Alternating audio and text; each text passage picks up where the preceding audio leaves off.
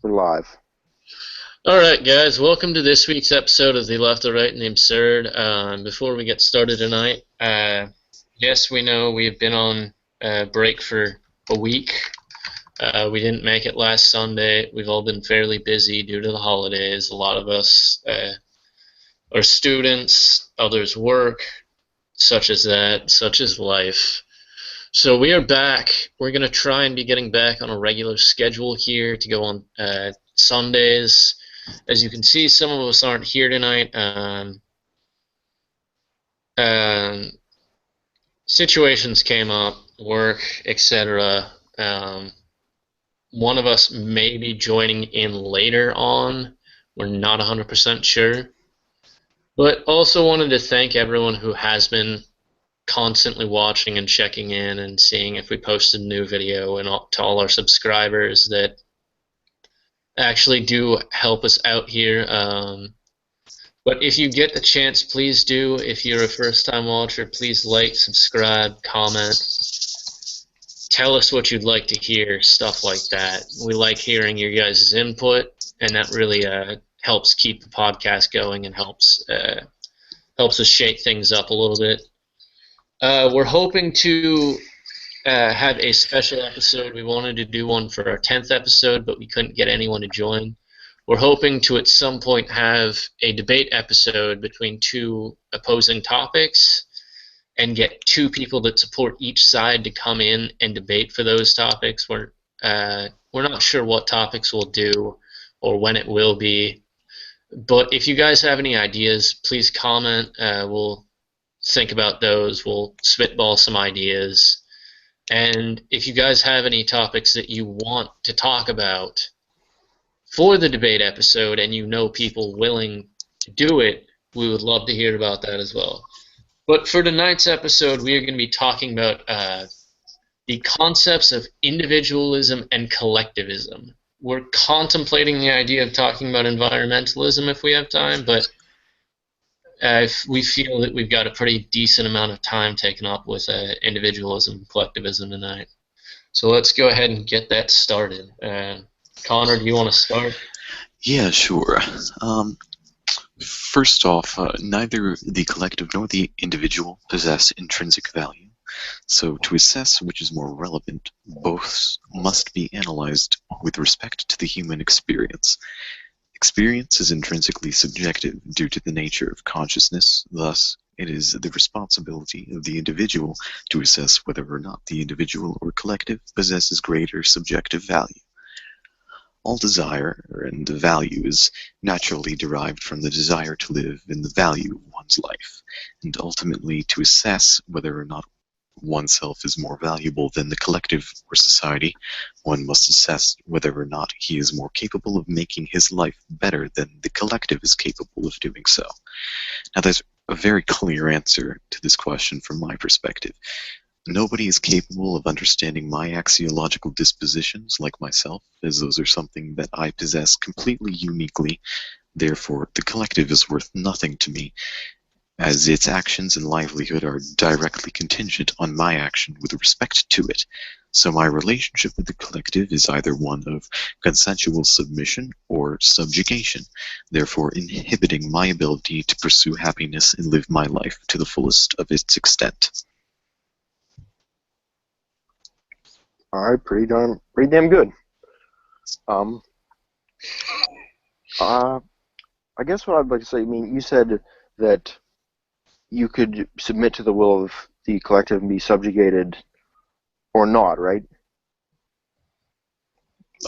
Yes. Okay.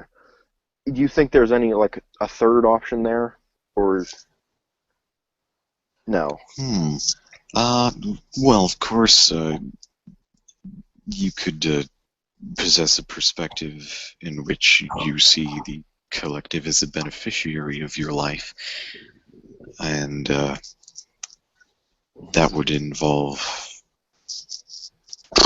various... Like the individual has to will a collectivism, basically. Yes, it has to be... The collective can only exist by the volition of the individual, or rather a group or union. I think we should that brings up another topic of whether or not we can even say that a collective exists, because if you break it down, everyone is truly just an individual. I would say the collective is something that is perceived, and in its essence is just the interrelations between individuals who voluntarily or involuntarily associate with one another. Yeah, then I would agree. Would you classify what you're describing similar to that of the Stirnerian union of egoists? Yeah, that would be similar. For those that do not know, the Stirnerian union of egoists, it's the concept Stirnerian egoism being an individualistic philosophy was rooted in the ideas of individuals working together um, in the form of a collective, but it was all instead of for the gain of the collective, it was for each the individual personal is benefit. perceiving gain from the unionization. Yes, it was all based around benefit from each other working together. One's own benefit, though, as opposed to the collective's benefit. That was what differentiates the union of egoists from the collectivist thought. Um, One thing I feel is really important to clarify here, though, the collective is not meant to inhibit the individual from himself by any means. Collectivism is not by any means meant to keep the individual from his own wants and things such as that. The collective should still be focused on the individual, just not strictly. It should not in any way, shape, or form inhibit the individual's autonomy. I kind of liken it to like having a team. I mean, it's if you want to have a team, no matter what sport it be, you have to have, the entire team and each individual on that team has to possess a certain set of skills. If they all possess the same exact skill set, they wouldn't be a very good team. So even a collective has to take into account, the individual and their uniqueness. Make sense? Or did I poorly Yeah, explain that? no, that was good. Okay. Cole, you got anything? Um, I think most of us are pretty much in agreement here. That's part of the thing. Personally, being like I said, the like I've said before, teetering between absurdism and Stirnerian egoism, I support Stirner's ideas, especially it really rings true with the mutualist philosophies, I think, in that one should put oneself at highest importance, and one should be focused on one's own benefit, but one should also understand the ideas that others may benefit from you and you may benefit from others. Having the ability to work together with these people while not um, actually collectivizing and working for the group benefit, I think that's an important factor there, as I feel some people may feel it is possible for one to lose one's individuality with the collective thought, as they feel some may feel that it's actually oh my god, the word, as it actually has a possibility to stifle one's want to further oneself, which I don't agree with that ideal. I think it's a common misnomer with collectivist thought that it stifles the individual's capability. I mean, Cole, you were once a collectivist, weren't you? Yes, I was. That was when I was reading Was it Bakunin. Bakunin? Yeah. And Bakunin's theories are extremely interesting and definitely well worth reading. Especially, I've noticed a common thing among atheists is being liberals. Not to generalize here, but it's just something that I've noticed is common. I won't say the majority, but it is a common thing for many atheists to be liberals. But I think reading books like God and State and books such as that, especially works by I think reading Stirner and reading Bakunin are great ways to get people such as that to think in a anarchistic sense, especially the collectivist thought, as Bakunin likens the state to the oppressiveness of God himself, um, in the sense that both are seen as above Yeah, I'd other. say, recommend reading both of them. I mean, you have two completely opposites. I mean, they're both anarchists, but they have completely different views Yes. uh, regarding the collective and the individual. Stirner was fairly anti-collective as he uh, assembled the idea of the union of egoists, um, due to the fact that he opposed collectivism, while Bakunin actually uh, is what's known as an anarcho-collectivist, which is slightly different from communists. There are varying things, especially in Bakunin's theories. Some of the notable ones that I knew differentiating from people like Marx were things like the utilization of the lumpen proletariat in the revolution, and things like the existence of currency. Collectivists tend to lean towards using labor vouchers Uh, as Kropotkin, you could say, was a pretty hardcore collectivist. I know he was an anarcho-communist, but if you read The Conquest of Bread, I mean, he goes as far as to say things like communal kitchens, communal housing, and like a lot of collectivized things. Even things like personal property, you get the sense that he's talking about collectivizing even homes and things. Complete common ownership. Yeah. As property is something that has to be enforced by a state, and he advocated for a stateless society. Cole, did I cut you off? No. Okay. Just trying to think of something. There was actually an interesting discussion I was having with someone earlier about the labor theory, and it was a former person that I'd known for a while, and they were just talking about how much of an effect Marx had on it, and I felt the need to explain to him how, in actuality, Marx didn't expand upon the labor theory of value as much as most people think. There were people like Josiah Warren, Pierre Joseph Proudhon, and Ricardo. I cannot remember his first name. David Ricardo, right? David. Yes.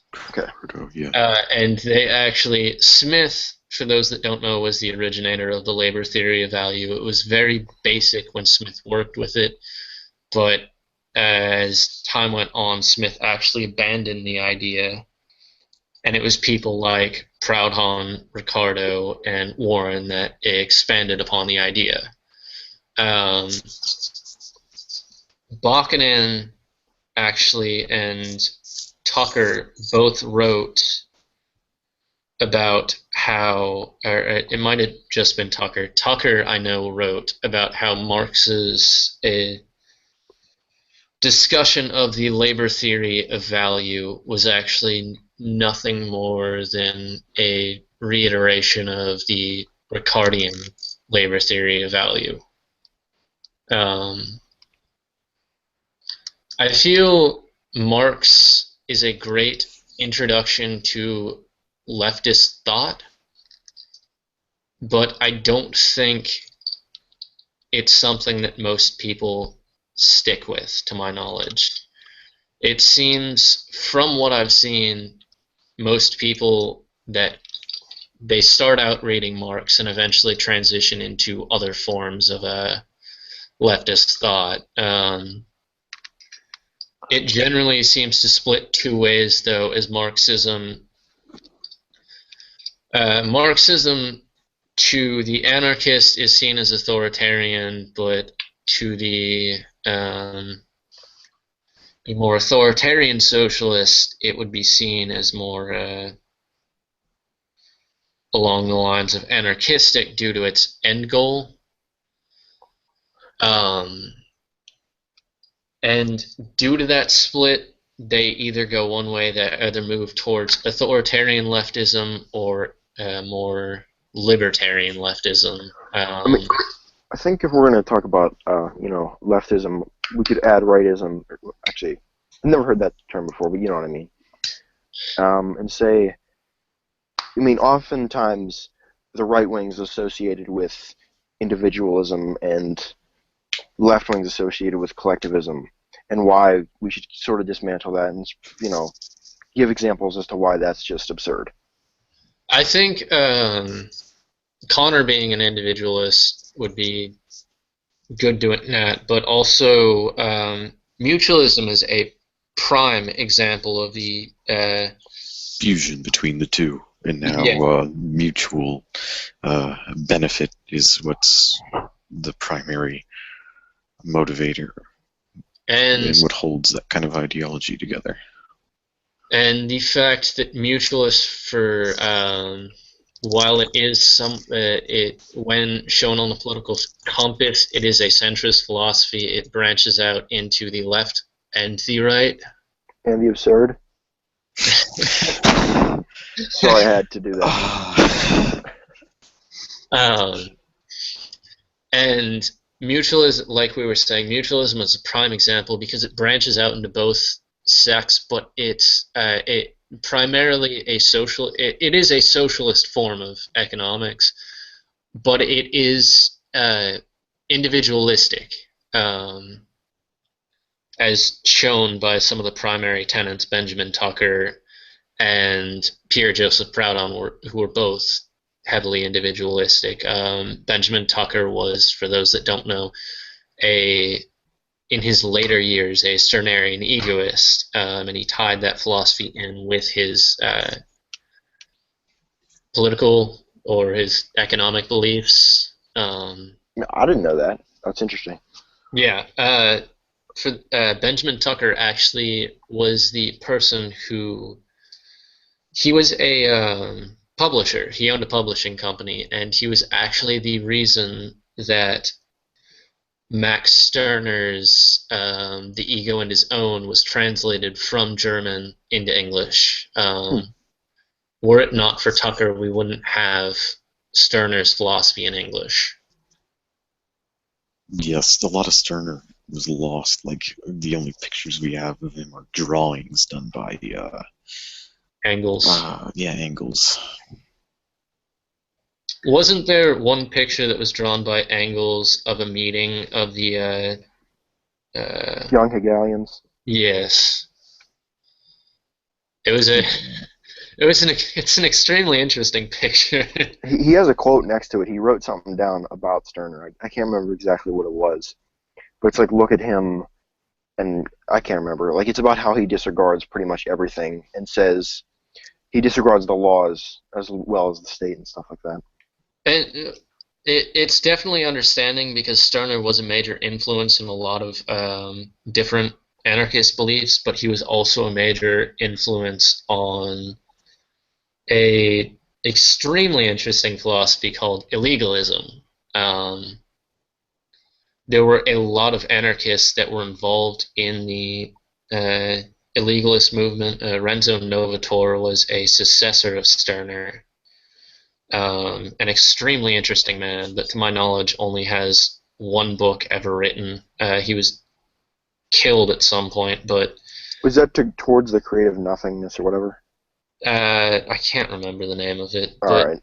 Renzo pretty much lived his whole life as an illegalist. He was from Italy, and at like 15 years old, he was thrown in prison for burning down a church.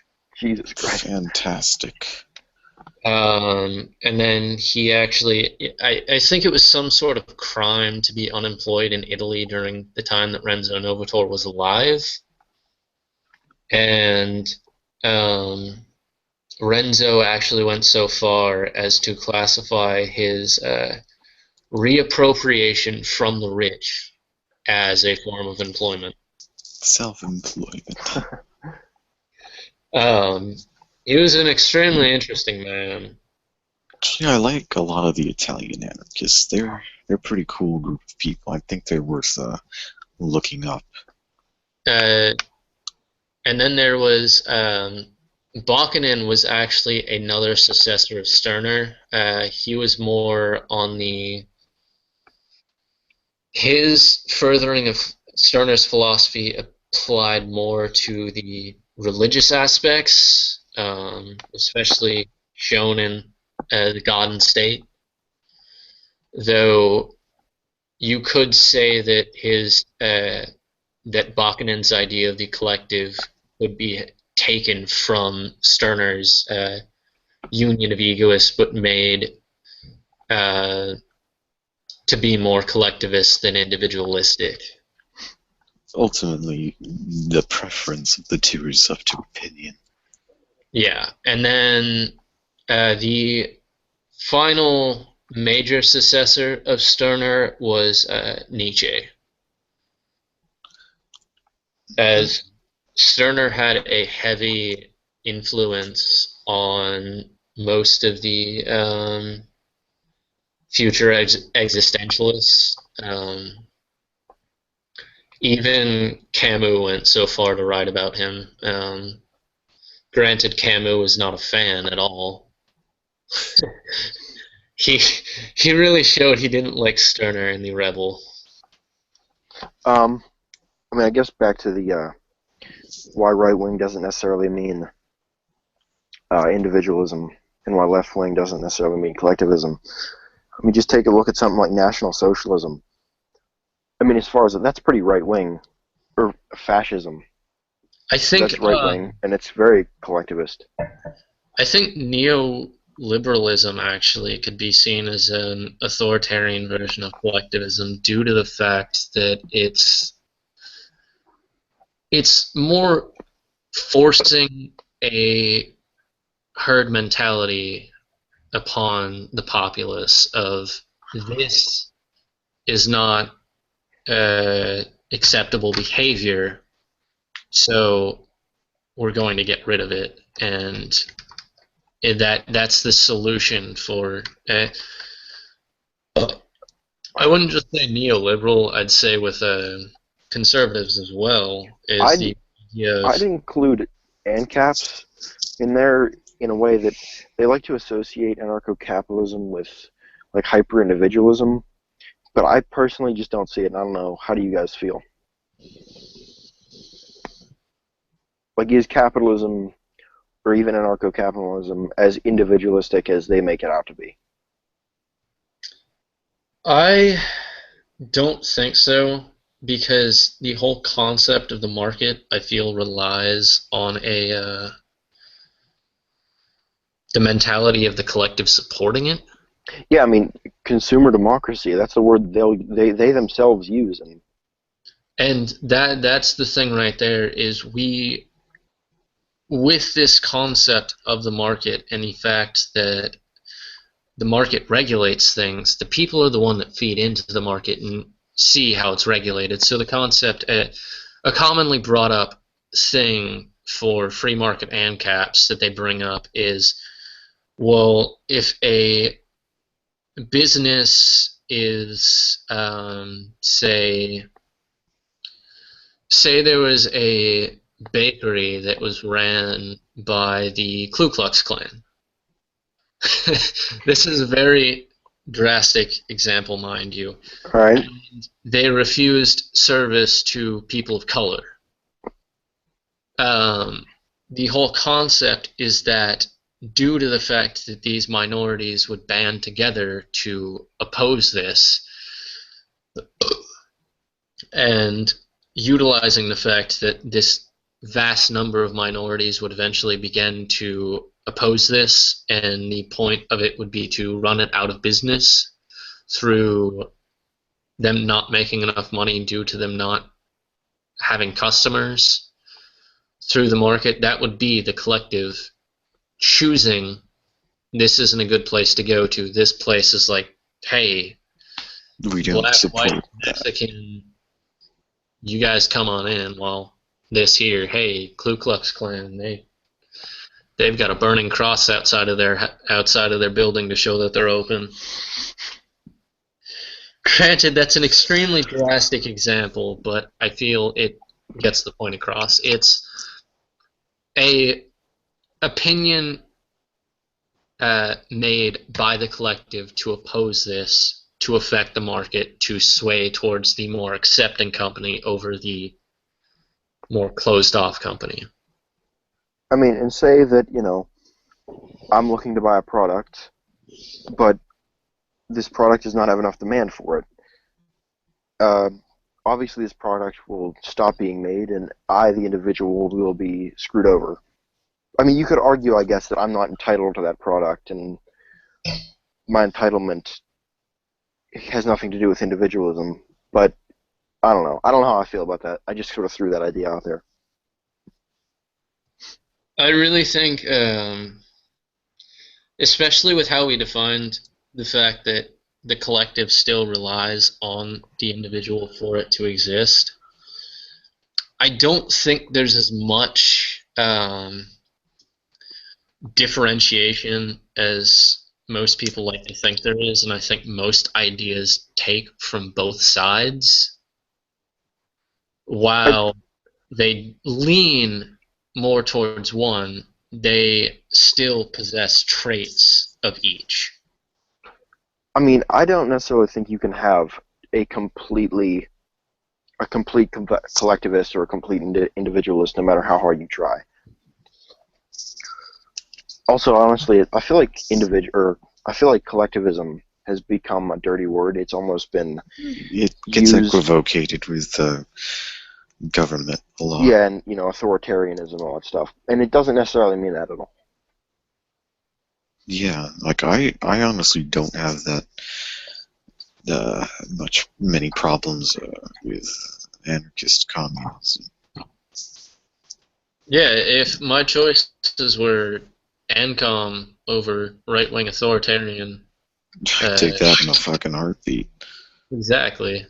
And that's one of the things that scares me about a lot of people, that this is even common amongst anarchists. There's tons of anarchists that say, well, I'd rather live in a Stalinist state because of the relationship between property and who owns it, as opposed to a neoliberal society, just because capitalists own the private property. And then the same thing happens with capitalists that are like, well, I'd rather live in a conservative society than live under collectivism. Well, shit. That's fucking retarded. You're doing absolutely nothing to better the social landscape of the area which you live in by adopting attitudes like that. Do you even freedom, bro? I think it's just stubbornness a lot of the times. Well, and I think it has underlying traits in people's past of what they were. Like, some people can get past the fact that Eric's a good example. He would live under an anarchist left society if it was the only option, even though he he started out as a neoconservative. And I feel like a lot of people's roots are what create these ideas, that they are stuck in this belief that, well, I went from conservative to libertarian capitalist to ANCAP. I will never be a leftist because leftism equals Stalin. And I'd like to argue this, collectivism and individualism point, like through the lens of a Marxist, and just sort of say that the collective and the individual and the societies that sprout from those two they're based on the mode of production and how developed productive forces are, but I haven't really looked into any of that at all. I haven't really thought about it up until now, so I sadly can't bring that up. It would be interesting though. Let's take a materialist view of it. We can always come back to the topic, though. That's the wonderful part. All right. But yeah, I think that's a major part of why we're here, though, is to help people realize that, hey, you don't have to be part of this system, or, hey, I get that you're a fucking ANCAP, but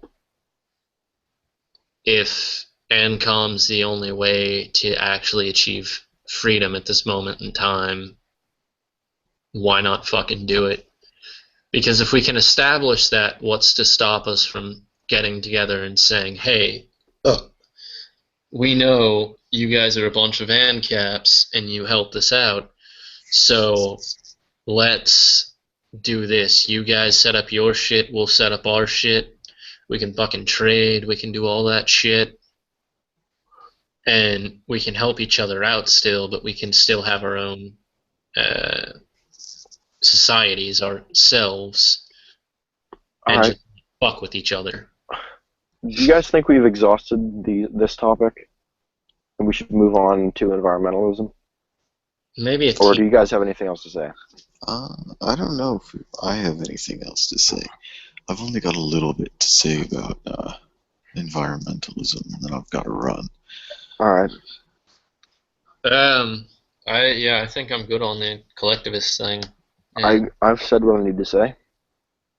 All right, so I guess we'll move into environmentalism for a teensy bit here.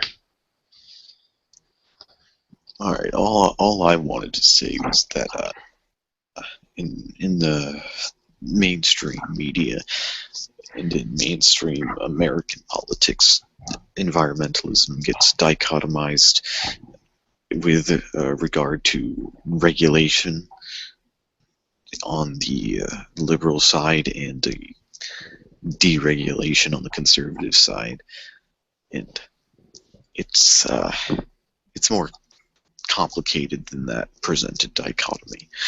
I think the health of the planet is directly connected to the well-being of humanity, and taking steps to better or protect the environment, regardless of whether or not regulation is involved, is a good idea. Okay. Cole, being you're a vegan, why don't you take this one?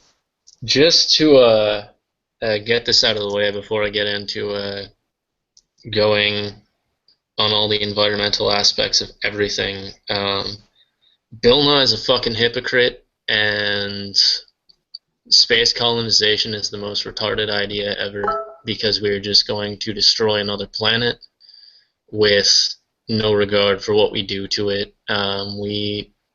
Any sort of technology that we can create, and Goat was talking about this, and me and him were talking about it, and he brought up the idea that anything that we can create technology-wise that can get us to another planet and make that planet hospitable is completely and utterly capable of fixing any problems that we have here on Earth. So there's absolutely no reason for us to abandon Earth minus the fact that 11 million years from now the sun's going to go out. Well, implode on itself, essentially eating the whole galaxy. So until that point, there's no possible rhyme or reason why we need to colonize another planet until there's an actual threat of destruction of our own galaxy in its whole entirety. Solar system. Solar system, yeah. So if you support space colonization and would rather do that than actually fix this planet, you're also a fucking hypocrite. Why don't you just leave now? Launch yourself into space with a trebuchet catapult. That sounds like fun, to be honest. Can we do that? Yes, we can. We can also feed people microbeads. I actually want to touch on that really quickly. While I do not support the banning of them, I completely understand the reasoning behind it. They are extremely detrimental to our environment. They pollute our oceans due to the fact that we wash them out and use them. They kill off fish, which were already... Wait, what are you talking about right now? The microbeads that they use in... They're little tiny beads often put in lotions and soaps and shampoos and stuff. Okay. They're essentially just plastic shit. Yeah. That's odd because you wouldn't expect something like that to do so much. But it's also found in toothpaste, and they're really fucking bad for you. They're terrible for humans, not just our actual bodies, but they're terrible for the skin as well. But they're also terrible for the environment when they wash out to sea and kill the fish that were already overfishing. So they don't need to be banned. People just need to stop being fucking retards and stop buying that shit. Consumers should be educated on what they're consuming. And that's the issue. We don't have a lot of educated consumers, and this is not just relating to microbeads, it's relating to the cleaners that we have in our house, our soaps, our cosmetics, our tons of other things, that common household items that are tested on animals and stuff like that to see their danger. And we don't understand the effects that we're having when we're buying these products, that we're okaying what these companies do to other creatures. And then the actual effects of common household cleaners on the environment, the stuff that you flush down the toilet when you pour bleach in it because you can't clean it once a week with a fucking scrub brush and some water. All that shit that you flush down the toilet or let run down your shower or let run down your sink, all of that is polluting our ocean. And then we've got things like factory farms and stuff like that. Most people don't know this, but 45% of factory farms use improper waste disposal. Most places wash it away with a hose. They dump it into streams, they dump it into rivers, they dump it into canals that feed our crops.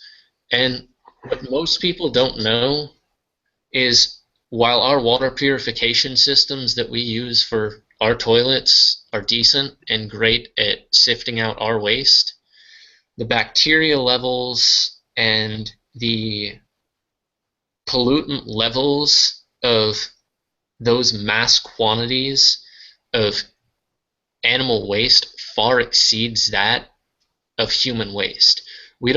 Our water filtration systems don't have the capability to filter out all that shit. So that animal waste that we're dumping in the streams, that we're dumping in the canals, all that stuff that's going through our water filtration systems and coming back into our system, that's going through our faucets in our homes, our showers, all that stuff is filtering back onto us and into our bodies and negatively impacting us as well as the environment, because that stuff also goes back out to sea. When you dump it into a river, that river at some point leads back into the ocean and pollutes that even more.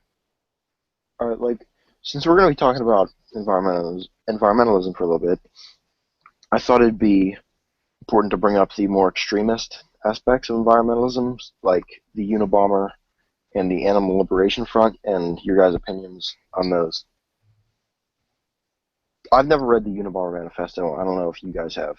No, I've only seen little bits and pieces of it. Yeah, okay. That's what I thought. I read a fair portion. I thought it was an interesting read. I need to actually go back and finish it. The Animal Liberation Front, on the other hand, is a completely different topic, and I completely support what they do.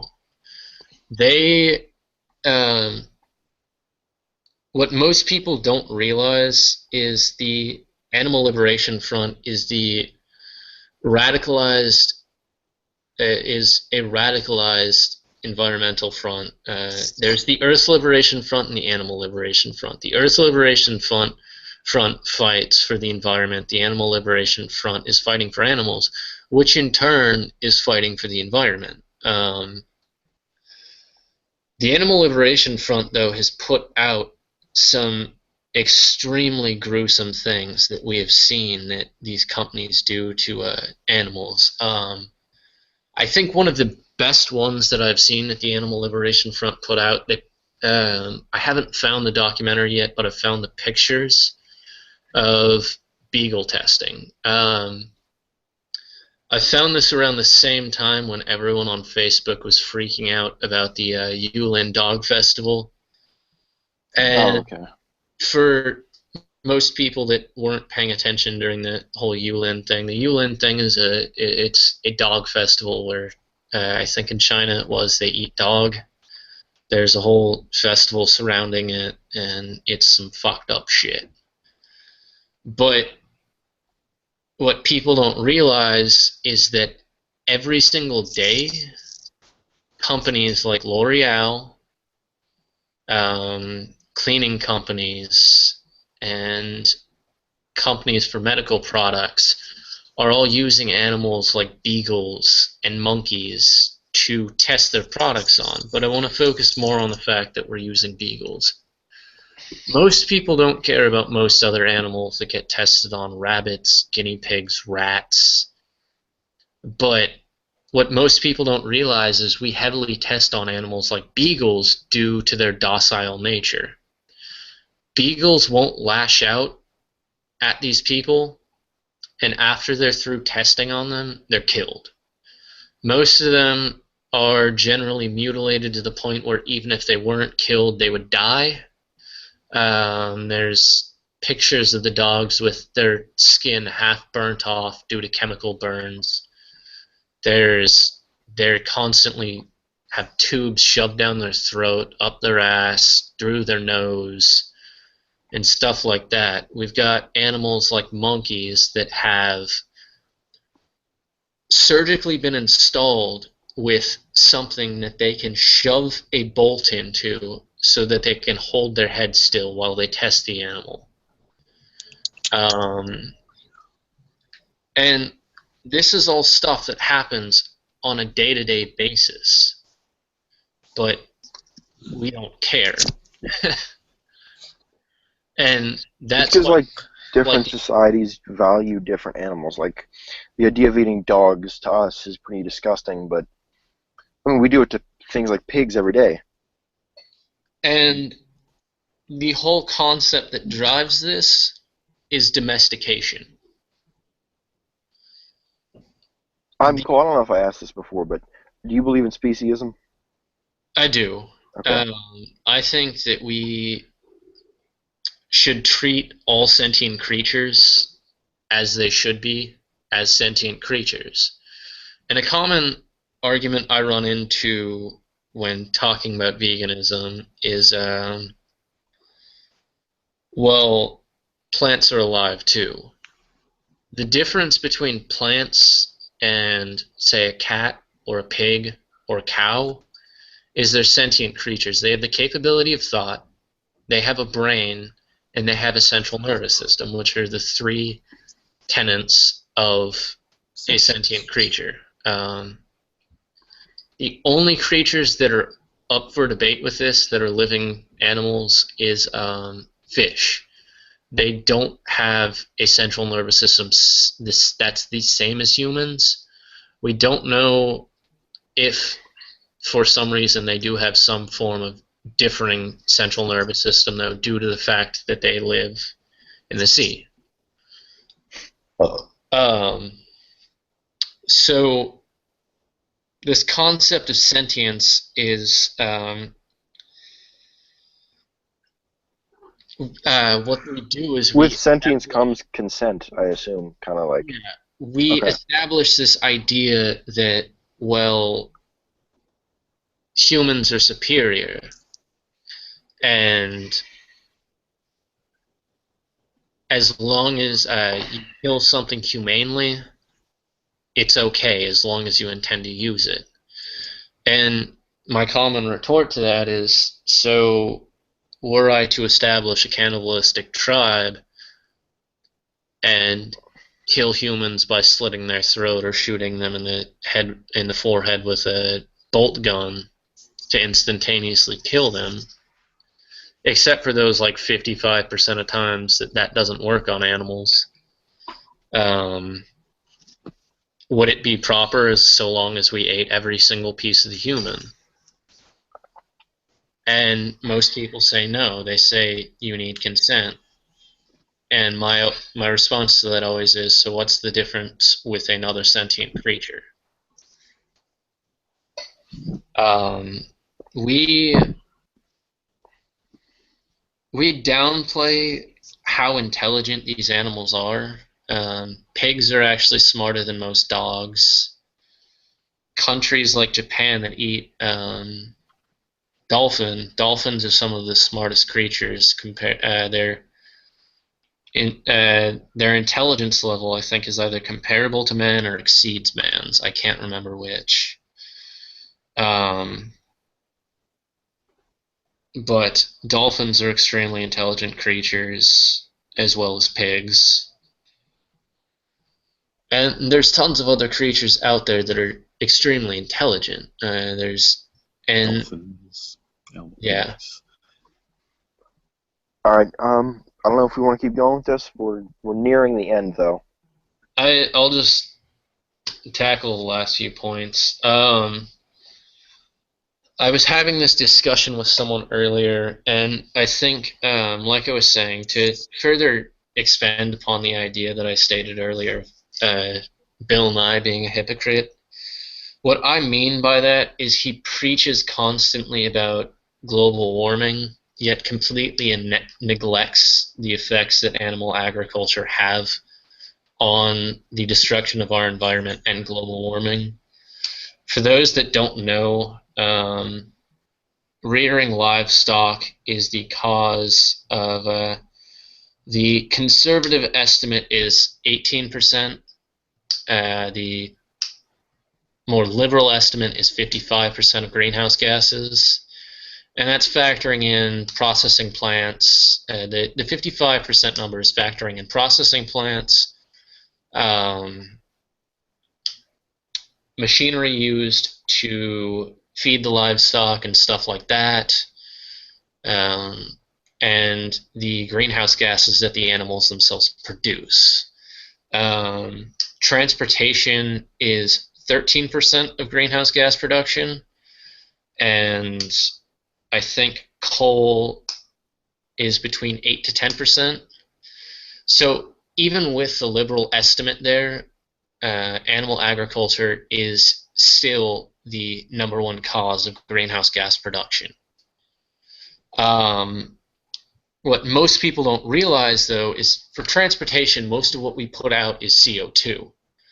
CO2 has an extremely long shelf life, so everything we work at to fix the environment through means of transportation with clean energy, clean burning fuels, stuff like that, is essentially all for naught in our lifetime. It takes hundreds of years for CO2 to actually dissipate, while animal and livestock produce methane. Methane is actually 4 times as effective at trapping heat and is actually more detrimental, 4 times more detrimental to our ozone than carbon dioxide. So methane is leading, animal livestock is the leading producer of methane. Cows are a major one as well as pigs. But the great thing about methane, if we were to stop all of our factory farming tomorrow, to begin with, most of those animals would die off, which, while sad, is due to the nature of how factory farming works. We pump them full of vitamins, poor diet, and a bunch of different, what's the word? Chemicals? I don't know. Chemicals and hormones. There we go. And due to this fact, and due to the fact that we've bred these animals within that setting, they've all become reliant on these hormones and these vitamins and these antibiotics and chemicals, and they couldn't survive without them. So were we to stop it, nature taking its course would kill off most of those animals. Our methane production would drop drastically, and the methane would begin to dissipate almost immediately because, unlike CO2, methane shelf life is extremely short. So our effect by stopping eating meat is not only more effective than curbing transportation's effect, it will also net results 100 times quicker. Our results would begin to be seen in the first couple of days, and it would just begin to improve.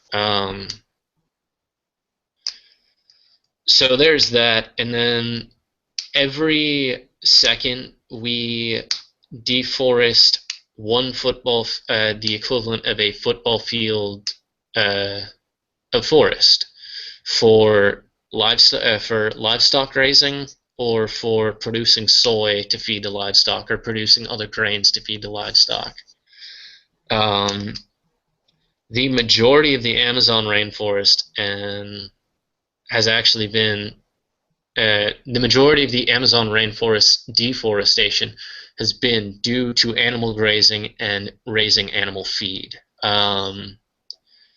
And as we all know, plants, especially trees, are extremely vital due to their size at filtering out CO2 and producing oxygen. So the more that we deforest, the less CO2 that these trees can take in and push out more oxygen, further affecting the CO2 levels held within our ozone layer. And then, as I was discussing earlier, our animal waste disposal is extremely detrimental. We pollute our water, we pollute our oceans, we pollute our rivers, and we consciously do this thing. As I said before, 45% of factory farms dispose improperly of their waste. Now, here's the bigger thing. We have small-scale farmers that have no regulations on them at all. And there's no way to trace these things. There's no way to see what they do with their waste. So how can we tell what percentage of them are actually properly disposing of their waste as well? And the last point is the sustainability of it all. For rearing livestock, it takes, I think it was some 18 or so, it takes a fairly long time for, I think 18 months for for a cow to go from calf to full grown, able to be sent off to slaughter, and it takes 5 months longer than that to pump out a grass-fed cow. For us to raise strictly grass-fed beef, the amount of land it would take would be every single square acre of Canada, the United States, Mexico, and half of South America. And that would be every single square inch. And that's just to feed the United States alone. Granted, with raising all that grass-fed beef, there would be no one living there to buy it. On top of that, that extra 5 months produces an extra 5 months of methane. Then we have fishing, which primarily is done by trawling.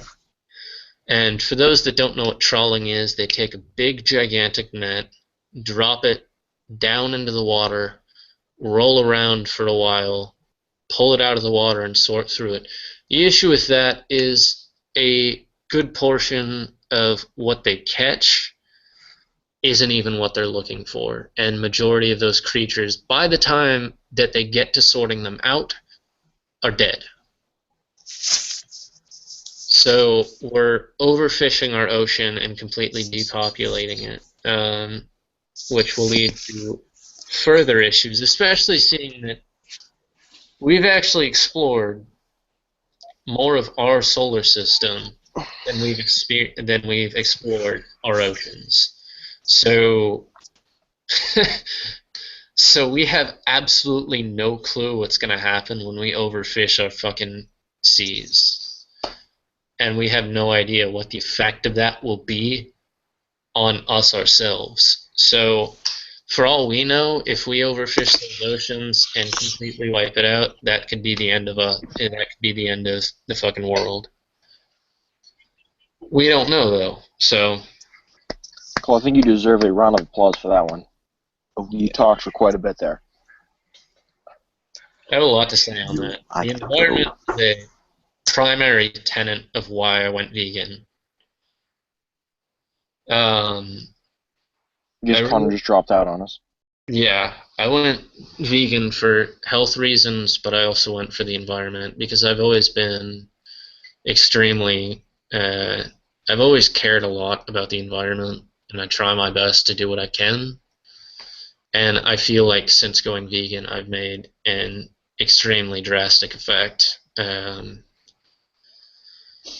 I feel like there's a lot more that I can do, and that is why I talk so much about it, is because the more people I can convince to go vegan, the greater effect that we all have on bettering the environment. And since going vegan, I've always been an animal lover, but since going vegan, I've learned to care more about animals, and in preserving the environment, we're also preserving animals' habitats, and we're preserving the animals' way of life, and I think that's an extremely important thing. All right. Well, with that, we close. All right, Thank guys. you, everyone, for watching. If you feel like it, remember to like, comment, and subscribe. See you next week.